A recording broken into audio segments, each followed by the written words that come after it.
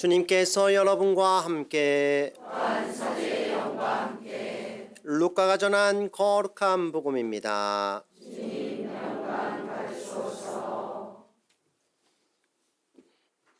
예수님의 부모는 해마다 파스카 축제 때면 예루살렘으로 가곤 하였다.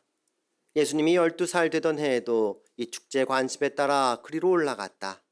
그런데 축제 기간이 끝나고 돌아갈 때 소년 예수님은 예루살렘에 그대로 남았다. 그의 부모는 그것도 모르고 일행 가운데 있으려니 여기며 하룻길을 갔다. 그런 다음에야 친척들과 친지들 사이에서 찾아보았지만 찾아내지 못하였다. 그래서 예루살렘으로 돌아가 그를 찾아다녔다. 사흘 뒤에야 성전에서 그를 찾아냈는데 그는 율법 교사들 가운데 앉아 그들의 말을 듣기도 하고 그들에게 묻기도 하고 있었다. 그의 말을 듣는 이들은 모두 그의 슬기로운 답변에 경탄하였다. 예수님의 부모는 그를 보고 무척 놀랐다. 예수님의 어머니가 얘야, 우리에게 왜 이렇게 하였느냐? 내 아버지와 내가 너를 애타게 찾았단다 하자 그가 부모에게 말하였다. 왜 저를 찾으셨습니까? 저는 제 아버지의 집에 있어야 하는 줄을 모르셨습니까? 그러나 그들은 예수님이 한 말을 알아듣지 못하였다. 예수님은 부모와 함께 나자렛으로 내려가 그들에게 순종하며 지냈다. 그의 어머니는 이 모든 일을 마음속에 간직하였다. 예수님은 지혜와 키가 자랐고 하느님과 사람들의 총애도 더하여 갔다. 주님의 말씀입니다. 그리스도님 찬미합니다.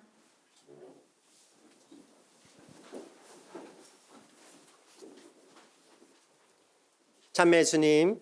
예수님, 예수님의 성탄을 축하하며 여러분의 삶 안에 하나님의 축복이 가득하길 기도드립니다. 우리는 이 운총의 때에 예수님의 성탄을 기뻐하며 한절에 모여 감사와 찬미를 드리고 있습니다. 다시금 우리 자신이 하나님께 속한 사람이라는 것을 깊이 깨닫고 하나님의 생명과 사랑의 깊은 통교와 일치를 이룰 수 있기를 바랍니다. 각자마다 지난 삶을 마무리 짓고 결산하는 방식은 다를 것입니다. 이미 전리적으로도 새해를 시작하고 또 세속적으로도 또 새해를 맞이하게 되는데요. 우리의 삶의 가치가 어디에 있느냐에 따라서 잘 살았고 못 살았고가 결정됩니다. 돈의 가치가 있는 사람은 돈 많이 벌면 잘 사는 것이겠죠? 그런데 애독의 가치를 둔 사람은 가족과 이웃에게 사랑을 실천한 것이 잘 산 표지가 될 것입니다. 또 인간적인 것에만 마음을 두고 욕심내고 살았다면 은행 잔고는 많이 늘어났을 것입니다. 여러분들 형편 어떻습니까? 어떻게 사랑의 덕을 많이 쌓았습니까? 은행 잔고가 두둑해졌습니까? 둘 다 되면 좋겠죠. 예. 그런데 그런 거 쉽지가 않습니다. 인간적으로 뭔가 은행 잔고가 쌓여가듯이 뭔가 풍요로워진다면 자칫 하나님의 은총은 많이 까먹고 잃어버릴 가능성도 많지 않을까 싶습니다. 하늘나라 통장은 마이너스가 될지도 모르겠습니다. 우리가 하나님의 자녀로서 또 예수님의 제자로서 잘 살았다는 것은 하나님의 사랑을 실천하는 삶을 산 것일 것입니다. 오늘 이 독서의 말씀처럼 마음의 속으로 나오는 동정과 호의와 겸손과 온유와 인내를 입고 서로 용서하고 화해를 하는 것입니다. 애덕의 실천을 통해서 완덕에 이르고 성덕으로 나아가는 것입니다.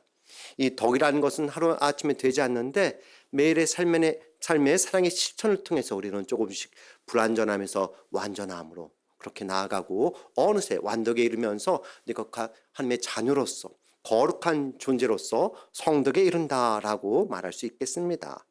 그렇게 하나님과 조금 더 가까워지고 하나님과 일치 이루는 것이 우리 신앙 안에서 잘 살았다는 의미지 않을까 생각이 듭니다. 오늘은 예수 마리아 요셉의 성가정 축일입니다. 성가정의 의미를 되새겨보게 되는데요. 2016년 교황 프란시스코께서 주신 사랑의 기쁨이라는 권고에서 가정 안에서 체험하는 사랑의 기쁨은 또한 교회의 기쁨입니다 라고 말씀하십니다.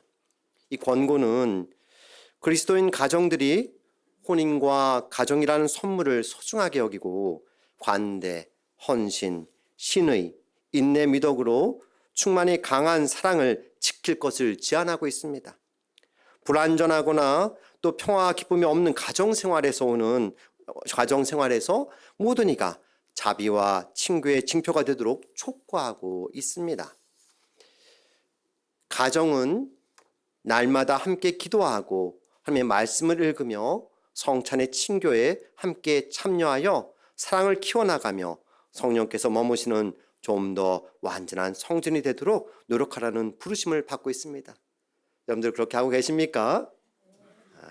저희 가정 또 이웃 형제들 보면 좀 부족함이 많은 것 같은데요. 하나님 바라보면서 좀 노력해야 하지 않을까 생각이 듭니다. 오늘날 많은 가정이 붕괴되고 있음을 걱정하게 됩니다. 편부, 편모의 가정도 많고 또 사회 기초가 흔들리고 있으며 이혼율도 굉장히 높다라고 하죠. 갈수록 팍팍해져가는 현실의 삶 속에서 삶의 가치가 많이 전도되고 있습니다. 돈 때문에 자식이 부모를 죽이고 또 부모가 자식을 버리는 경우도 있죠. 경제적으로 살기 어렵다고 하여 어린아이와 함께 동반 자살을 하는 안타까운 경우도 있습니다. 이러한 안타까운 현실 속에서 무엇보다 하나님의 은총에 대한 신뢰가 필요하고 중요하리라 생각이 듭니다. 고통과 절망 속에서 어두움으로 주저앉지 말고 마음을 열고 하나님을 바라보고 하나님을 향해 나아갈 수 있으면 참으로 좋겠습니다. 사랑을 키우고 갈등을 극복하며 자녀를 양육하는 것과 관련해서 교회가 함께하며 도움을 주는 것은 바람직하고 필요하리라 여겨집니다. 스스로 노력하지만 쉽지 않은 경우 있습니다. 간간히 어려움을 갖는 가정이 또 부모가 자녀와 함께 영적 도움을 받으러 온 경우들이 있습니다. 그래서 우리가 교회 공동체를 통해서 하나님의 사랑과 도움과 축복을 나눌 수 있다면 참으로 복되리라 생각이 듭니다.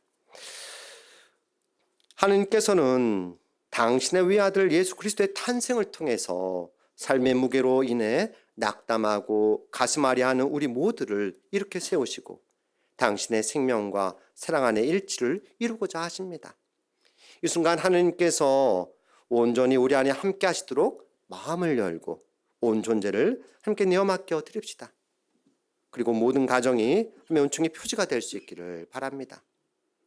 오늘 복음에서 예수님의 부모는 해마다 파스카 축제 때면 예루살렘으로 가곤 했는데 예수님이 12살 되던 해에도 이 축제 관습에 따라 그리 올라갑니다.